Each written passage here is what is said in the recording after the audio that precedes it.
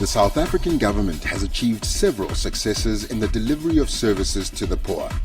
The Department of Human Settlements has settled more than 12 million people in more than 3 million houses since 1994. These positive service delivery developments do not mean that there's no room for improvement though. In fact, government has on numerous occasions highlighted that there are many areas in service delivery which are found wanting. The government attributes slow service delivery to, amongst others, lack of political will, inadequate leadership, management weaknesses, inappropriate institutional design, misaligned decision rights, and lack of capacity. The absence of a strong performance culture with effective rewards and sanctions has also played a part. The South African government has adopted a national development plan which aims to eliminate poverty and reduce inequality by 2013.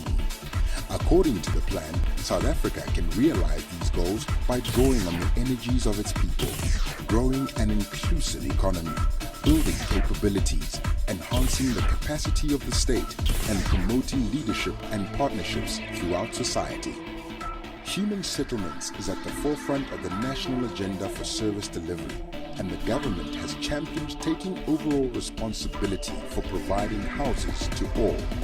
According to the plan, most South Africans will have affordable access to services and quality environment by 2030.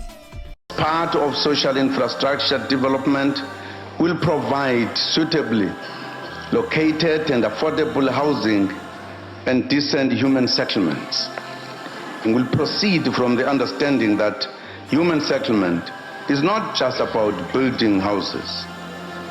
It is about transforming our cities and towns and building cohesive, sustainable and caring communities with closer access to work and social amenities, including sports and recreation.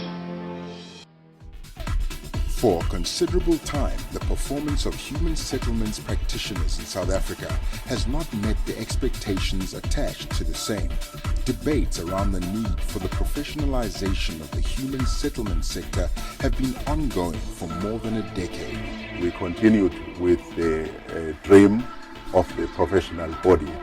I was presented, to my surprise, with a check of £100,000 to start the process of scoping in South Africa. When I came back, I then had the opportunity of speaking to Dave Crofton, who helped me a lot in terms of putting together the itinerary for the scoping exercise. And I must say that I'm very, very pleased that at the time the universities around South Africa accepted our invitation, and we had meetings around the country.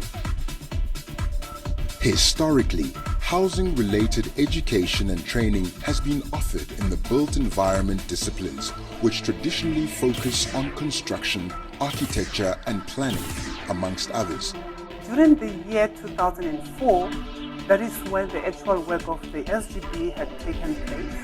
First and foremost, the bachelor's degree for housing, which is pegged at NPF level 6, was therefore the one that was prioritized to be generated amongst other qualifications, meaning that the SGB had to fulfill from ABET level up until NPF level 8 then. It has now reached a point where the need for such professionalization is no longer a question, since adequate precedent exists both nationally and internationally in support of professionalization being brought into being. The professionalization of the human settlement sector has two pillars. The first pillar is the establishment of a professional body. The second pillar is the development of relevant education for the sector. For the establishment of the professional body, it is to ensure that the profession is regulated. The purpose of the professional body is to also advance professional development for the human settlement sector. The professional body will be responsible for the registration of qualifying members of the sector. Part of the plan is to engage your further education training facilities because we also want to attract your artisans to pursue careers in the human settlement sector. Our main objective as Human Settlement is the upliftment of our people through bringing them into not merely the housing sector as asset owners, but most importantly, we facilitate the entry of people into the property as well as the financial markets. Our partners in business are the various service providers, professional engineers, architects, attorneys, contractors, many of the people amongst you, material suppliers, don't push up the prices, various technicians, and so on. Qualifying learners will be employed for managing organizations and designing, developing, and implementing human settlement policy, strategies, programs, and projects, as well as dealing with common human settlement problems in different social contexts. This qualification will produce learners with skills and knowledge appropriate to a range of employment opportunities associated with human settlement development and management. The qualification represents the work-based needs of employers and employees within this fraternity. Brought to you by the Ministry of Human Settlement